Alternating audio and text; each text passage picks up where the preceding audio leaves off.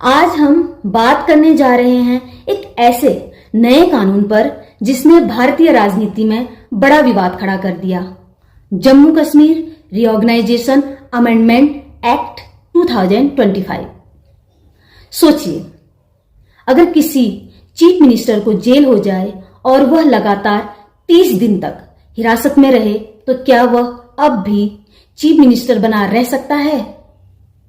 यही सवाल इस विधेयक के केंद्र में है।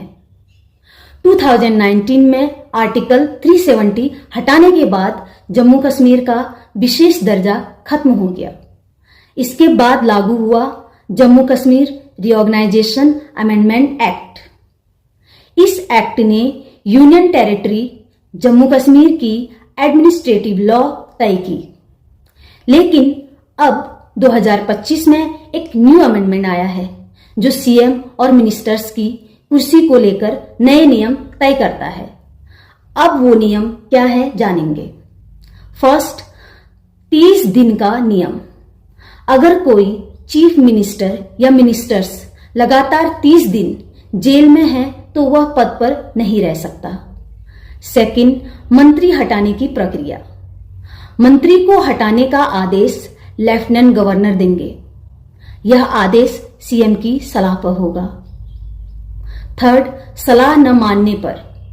अगर 30 दिन तक कोई कार्यवाही नहीं होती है तो 31वें दिन मंत्री अपने आप पद से हट जाएंगे। फोर्थ, चीफ मिनिस्टर का केस। अगर खुद चीफ मिनिस्टर जेल में है तो उन्हें 30वें दिन तक इस्तीफा देना होगा, नहीं तो 31वें दिन उनका पद स्वतः ही समाप्त हो जाएगा। फिफ्थ, पुनर्नियुक्ति। जेल से छूटने के बाद वही नेता फिर से पद पर आ सकते हैं। अब इस पर सरकार का पक्ष। सरकार कहती है कि जैसे सरकारी ऑफिसर जेल जाते ही सस्पेंड हो जाते हैं वैसे ही नेताओं पर भी नियम होना चाहिए। यह कदम राजनीति को साफ व पारदर्शी बनाने के लिए है। होम मिनिस्टर अमित शाह ने कहा, जनता को साफ राजनीति और जवाबदेह नेतृत्व देना हमारी जिम्मेदारी है। अब विपक्ष की आपत्ति। विपक्ष कहता है कि इस कानून का दुरुपयोग हो सकता है। किसी भी नेता को गलत तरीके से फंसाकर जेल भेज दिया जाए तो उसकी कुर्सी छिन जाएगी। विपक्ष का मानना है कि यह लोकतंत्र और जनता की चुनी हुई सरकार पर हमला है।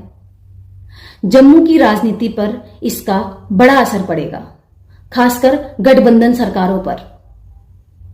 सरकार इसे भ्रष्टाचार खत्म करने का रास्ता बता रही है। विपक्ष इसे लोकतंत्र पर खतरा मान रही है। अब सवाल आपसे, क्या यह कानून राजनीति को साफ करेगा या फिर सत्ता का नया हथियार बनेगा? कमेंट्स में अपनी राय जरूर दीजिए।